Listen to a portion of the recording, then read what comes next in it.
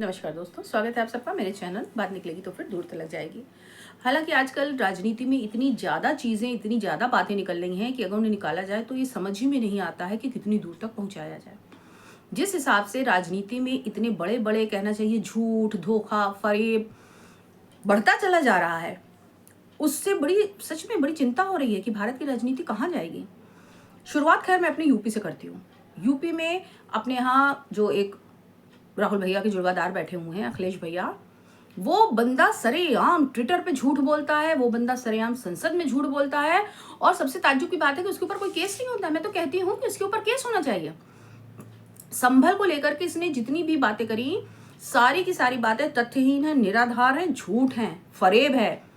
केवल ये हमारे यूपी में माहौल को खराब करने के लिए, सौहार्द को बिगाड़ने के लिए एक पक्ष को इस तरह से पैम्पर कर रहा है ताकि वो पक्ष बहुत ज्यादा गुस्से में आ जाए और यूपी में कुछ ऐसा हो जाए जिससे कि बाबा जी के नाम के ऊपर धब्बा लग जाए। पहले दिन से सरासर झूठ बोल रहा है।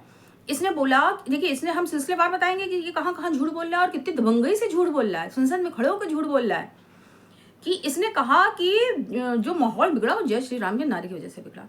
और विष्णु जैन जो गए थे, हमारे वकील विष्णु जैन जी जो गए थे, वो अपने सब लोगों को लेकर गए थे जो जय श्री राम के नारे लगा रहे थे। पहली बात तो मैं इसकी बुद्धि की दाद दूंगी कि अल्लाहू अकबर जिस नारे के साथ सब तन से जुदा कर दिए जाते हैं, वो नारा लगने से सौहार्द नहीं बिगड़ेगा। जब पत्थर चलेंगे, जब गोलियां चलेंगी तो सौहार्द नहीं बिगड़ेगा। अगर 4-6 लोगों ने जय श्री राम बोल दिया तो उससे सौहार्द बिगड़ेगा। ये इस बंदे की सोच है, ये इसकी मानसिकता है, ये इसके विचार हैं।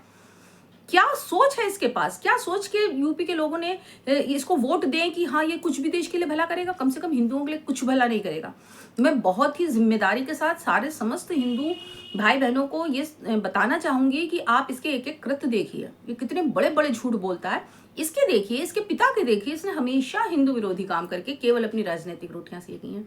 लेकिन राजनीतिक रोटियां सेकने के लिए ये लोगों को मरने से भी गुरेज नहीं कर रहा है कि इसके कहने से हो सकता है दंगा भड़क जाए, हो सकता है लोग मर जाएं। ये इतना बड़ा मक्कार आदमी है कि जिसकी कोई लिमिट ही नहीं है। फिर इसने झूठ बोला कि वहां पर तो खुदाई हो रही है। खुदाई का ऑर्डर तो, खुदाई होना तो छोड़िए, खुदाई का ऑर्डर तो छोड़िए, खुदाई की पिटीशन तक नहीं है। पिटीशन ही केवल सर्वे की है, जो ऑर्डर आया है वो केवल सर्वे का है। तो वहां खुदाई कैसे हो सकती है? ये बात आम जनता के समझ में नहीं आएगी। आम जनता वो सोचेगी उसका नेता कह रहा है तो सच कह रहा होगा, और आम जनता फिर निकलेगी। और फिर जब भाई आप अराजकता फैलाएंगे, आप दंगा करेंगे, तो सीधी सी बात है कि बदले में आपके संग कोई ना कोई एक्शन तो सरकार लेगी। तीसरी बात इसने ये कही कि वो जो मारे गए वो कुछ सामान लेने के लिए घर से निकले थे, बड़े मासूम बच्चे थे, उनको पुलिस ने मार दिया। हालांकि ये रिपोर्ट आ चुकी है कि वो जो मारे गए हैं वो देसी कट्टे से मारे गए हैं। हमारी पुलिस देसी कट्टा लेके नहीं चलती है। उस पर इस बंदे ने कहा कि पुलिस 2-2 हथियार लेकर चलती है। मैं तो कहती हूँ पुलिस डिपार्टमेंट को कहना चाहिए कि तुम सिद्ध करो कि पुलिस 2-2 हथियार लेकर के चलती है। ये तुम्हारे शासनकाल में चलती होगी? तुम पुलिस को 2-2 हथियार देते होंगे, वही कहते हैं ना दाई जाने अपन नहीं। इसने किया होगा, इसलिए ये बोल रहा है। ये झूठ बोला इसने उन दंगाइयों को, जिन्होंने दंगा किया, जिन्होंने पत्थरबाजी करी, जिन्होंने वहां पर इतना संभल में माहौल को इतना खराब किया, उनको इसने 5-5 लाख दे रहा है।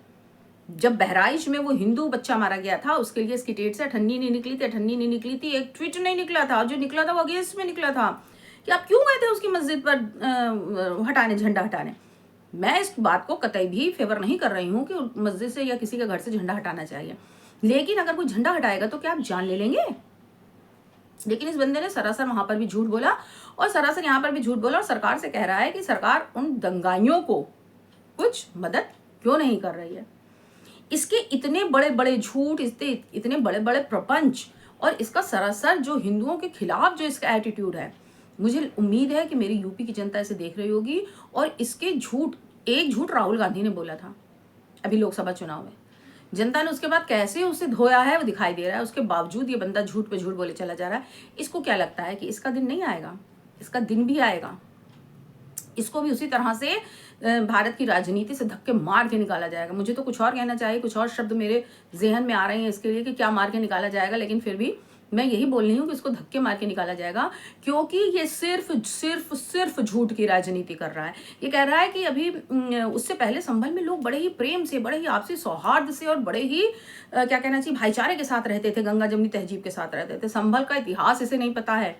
ये जरा संभल का इतिहास उठा करके देखे कि वहां पर कोई भाईचारे नाम की चीज ही नहीं है। लगातार वहां पर एक पक्ष मुस्लिम पक्ष हिंदू पक्ष पर हावी होता जा रहा है, जिससे हिंदुओं ने संभल छोड़ दिया है। हिंदू संभल में माइनॉरिटी है, मुस्लिम वहां पे मेजॉरिटी है। क्यों? क्योंकि वो दंगा करते थे और जो शांति प्रिय हिंदू होते थे वो चुपचाप वो संभल छोड़ करके चले जाते थे। ये कह रहा सदियों से वहां पर लोग बड़े प्रेम से रह रहे हैं। इसको तो एक नेता होने से पहले मैं तो कहती हूँ कि इसे तथ्यों की थोड़ी जानकारी लेनी चाहिए, थोड़ी चीजों को समझना चाहिए। मैं कहती हूँ कि राजनेता झूठ बोलते हैं, लेकिन भाई लिमिट में झूठ बोलते हैं, तथ्य ही नहीं बदल देते हैं। तथ्य के आगे पीछे का ऊपर नीचे का कुछ चीजें बदल देते हैं, लेकिन इस बंदे ने तो सारे के सारे तथ्य बदल दिए। मुझे पूरी उम्मीद है कि 2027 में इसको इसकी करने का फल जरूर मिलेगा। इसी उम्मीद के साथ आज का एपिसोड में यही समाप्त करती हूँ। मिलते हैं, बात निकलेगी तो फिर दूर तलक जाएगी कि किसी अगले एपिसोड में। आप लोगों से हाथ जोड़कर गुजारिश है कि अगर आपको मेरा ये वीडियोस पसंद आ रहे हो तो प्लीज़ लाइक कीजिए, शेयर कीजिए और हाँ सब्सक्राइब ज़रूर कीजिए। जय हिंद, जय श्री राम।